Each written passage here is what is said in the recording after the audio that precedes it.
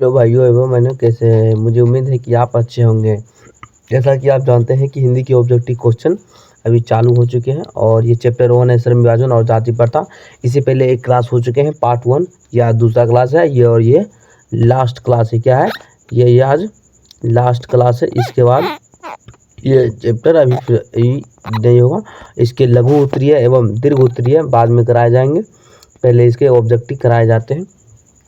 तो इसके 30 VVI objective हो जाएंगे चैप्टर, सॉरी 300 लग गया है, केवल 30 ही होगा।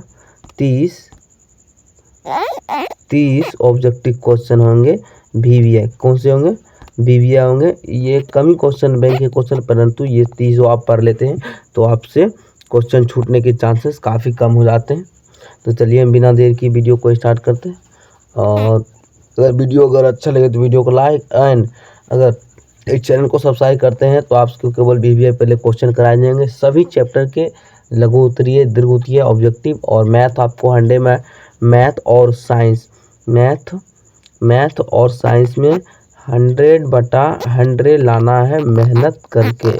हमारे बताने से कुछ नहीं होगा, आपको भी मेहनत करना पड़ेगा। चलिए बिना देरी के वीडियो को स्टार्ट करते हैं। 15 नंबर करा चुके थे, आज होगा 16 नंबर क्वेश्चन। 16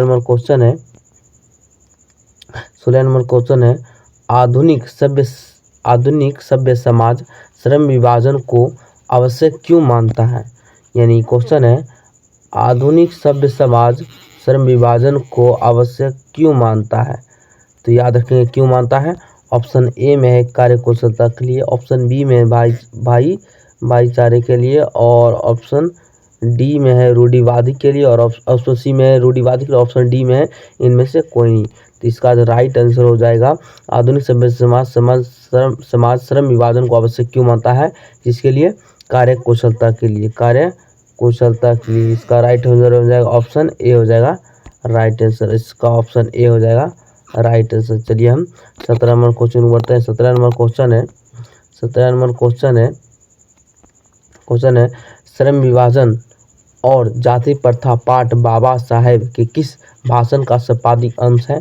श्रम विभाजन और जाति प्रथा पाठ बाबा साहेब के किस भाषण का संपादित अंश है। तो याद रखें कहाँ से है, इनहेलेशन ऑफ कास्ट। कहाँ से है, इनहेलेशन ऑफ कास्ट। कहाँ से लिया गया है, इनहेलेशन ऑफ कास्ट से लिया गया है। इसी में होगा इनहेलेशन ऑफ कास्ट से लिया गया है। कहाँ से लिया गया है, इनहेलेशन ऑफ कास्ट। इसका राइट आंसर हो जाएगा ऑप्शन सी। इसका राइट आंसर हो जाएगा ऑप्शन सी हो जाएगा इनहेलेशन ऑफ कास्ट। चलिए हम 18 नंबर क्वेश्चन करते हैं। 18 नंबर क्वेश्चन है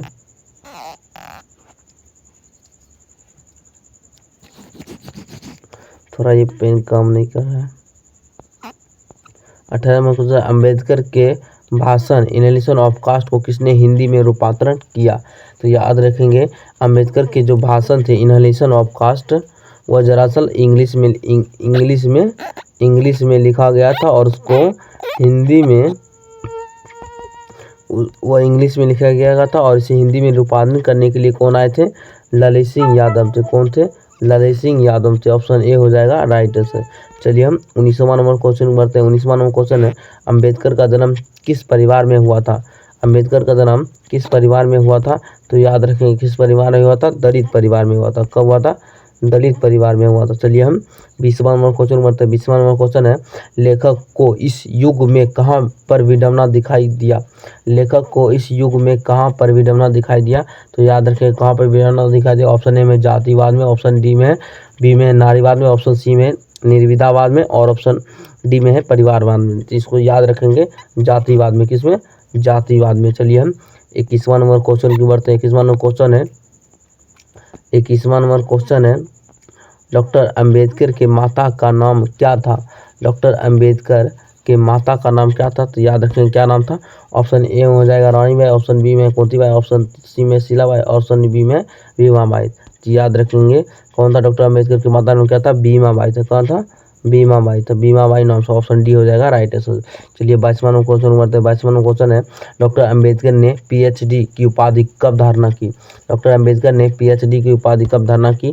तो याद रखेंगे कब धारणा की, तो 1916 में। कब की 1916 में की। कब की 1916 में उन्होंने डॉक्टर अंबेडकर ने पीएचडी की उपाधि प्राप्त की थी। चलिए हम 23वां नंबर क्वेश्चन है लेखक की दृष्टि में विडंबना की बात क्या है? लेखक की दृष्टि में विडंबना की बात क्या है? तो ऑप्शन ए देखते हैं क्या बात है। ऑप्शन ए है जातिवाद, और ऑप्शन बी में नारीवाद, और ऑप्शन सी में क्या है? ऑप्शन सी में है आर्थिक दृष्टि में जातिवाद उचित, और ऑप्शन डी में जातिवाद लोकतंत्र के विरुद्ध नहीं है। तो इसका राइट आंसर हो जाएगा जातिवाद के पोषकों में कमी। क्या हो जाएगा? जातिवाद के पोषकों में कमी। जातिवाद के पोषकों में कमी, ऑप्शन ए हो जाएगा राइट आंसर। चलिए हम 24वां नंबर क्वेश्चन की बढ़ते हैं। 24वां नंबर क्वेश्चन है लेखक की दृष्टि में आदर्श समाज कैसा होना चाहिए? ऑप्शन ए में जिसमें स्वतंत्रता, समानता और भ्रातृत्व का भाव, तो यही हो जाएगा राइट आंसर। ये बिल्कुल राइट बोला गया है, ऑप्शन ए हो जाएगा राइट आंसर इसका, जिसमें स्वतंत्रता और समानता और भ्रातृत्व का भाव। चलिए हम 25वां नंबर क्वेश्चन की ओर बढ़ते हैं। 25वां नंबर क्वेश्चन है लेखक बेरोजगारी का प्रमुख और प्रत्यक्ष कारण किसे मानते हैं? लेखक बेरोजगारी का प्रमुख और प्रत्यक्ष कारण किसे मानते हैं?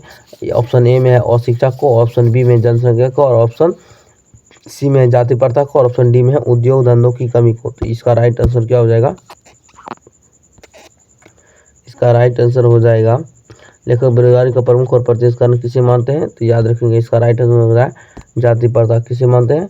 जाति प्रथा को मानते हैं, जाति प्रथा को मानते हैं। इसका ऑप्शन ए हो जाएगा, सी हो जाएगा राइट आंसर। चलिए हम 26वां नंबर क्वेश्चन की बढ़ते हैं। 26वां क्वेश्चन है the caste in India their magazine किनकी रचना है? The caste in India their magazine किनकी रचना है? इसका राइट आंसर हो जाएगा किनकी रचना है? भीमराव अंबेडकर की ही रचना है, भीमराव अंबेडकर की ही रचना है। चलिए 37वां नंबर क्वेश्चन, 17वां क्वेश्चन है आर्थिक पहलुओं से भी जाति प्रथा डैश है। आर्थिक पहलुओं से भी जाति प्रथा क्या है? तो याद रखिए आर्थिक पहलुओं से भी जाति प्रथा क्या है? हानिकारक है। क्या है? हानिकारक है। चलिए हम 28 नंबर क्वेश्चन बढ़ते हैं। 28 नंबर क्वेश्चन है डॉक्टर भीमराव अंबेडकर का जन्म कहाँ हुआ था? डॉक्टर भीमराव अंबेडकर का जन्म आप जानते हैं 14 अप्रैल 1891 में हुआ था, परंतु कहाँ पे हुआ था? तो याद रखेंगे महू मध्य प्रदेश में हुआ था। कहाँ पे हुआ था? महू मध्य प्रदेश में हुआ था। इसका ऑप्शन ए हो जाएगा राइट आंसर। चलिए हम 29 नंबर क्वेश्चन की ओर बढ़ते हैं। 29 नंबर क्वेश्चन है डॉक्टर अंबेडकर ने किस पत्रिका का संपादन किया?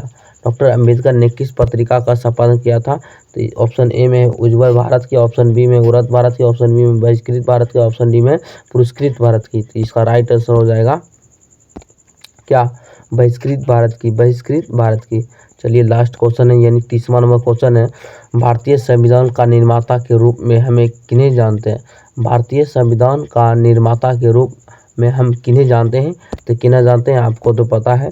ऑप्शन ए में महात्मा गांधी को, ऑप्शन बी में भीमराव अम्बेडकर को, ऑप्शन डी सी में है पंडित जवाहरलाल नेहरू को, और ऑप्शन डी में है सुभाष चंद्र बोस को। तो इसका राइट आंसर क्या हो जाएगा? भीमराव अम्बेडकर को। तो चलिए इंड हो गया। इसके बाद क्वेश्चन नहीं है। चलिए इंड हुआ। आज एनसीईआरटी के क्वेश्चन समाप्त हो गए हैं। क्या हुए? समाप्त हो गए हैं। क्या चीज़ का? हिंदी का चैप्टर 1 का समाप्त हो गए। तो समाप्त हो गए और इसके बाहर से लगभग क्वेश्चन नहीं के बराबर ही आएंगे आपके बोर्ड परीक्षा में फाइनल में। तो चलिए हम वीडियो को समाप्त कर